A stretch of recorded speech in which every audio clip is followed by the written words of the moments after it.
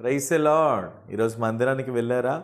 నమ్మకంగా మందిరానికి వెళ్ళి వాక్యం విన్నారా? దైవ సేవకుల ద్వారా దేవుడు మాట్లాడిన వాక్యాన్ని హృదయంలోనూ పుస్తకంలోనూ లిఖితం చేసుకొని వచ్చారా?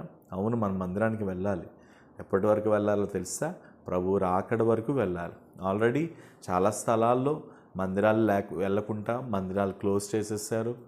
కొన్ని చోట్లయితే నేను ఆ మధ్య విన్నాను, నైజీరియా లాంటి ప్రాంతాల్లో అయితే కొన్ని వందల వేల చర్చలు కాల్చేసి కూల్చేస్తారని కూడా విన్నాను.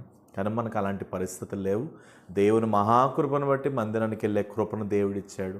మన ప్రభుత్వాలు మనకు సహకరిస్తున్నాయి, మన రాజకీయ నాయకులు మనకు సహకరిస్తున్నారు, మన పెద్దలు మనకు సహకరిస్తున్నారు. కాబట్టి తప్పనిసరిగా మన మందిరానికి వెళ్ళాలి, నమ్మకమైన వాక్యం వినాలి. ప్రభు అతి త్వరలో రాబోతున్నాడు. ఆయన వచ్చే వరకు కూడా మీరు సిద్ధపడుతూ ఉండాలి.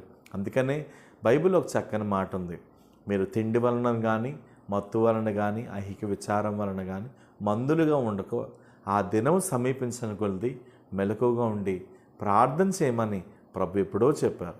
అవును, మనం మెలకువ కలిగి ఏ మత్తులో ఉండకుండా, మందులుగా ఉండకుండా మనం ఎప్పటికప్పుడు ఆయన వాక్యాన్ని స్వీకరిస్తూ ఆలకిస్తూ దేవుని సన్నిధిలో నమ్మకంగా ఉండాలి.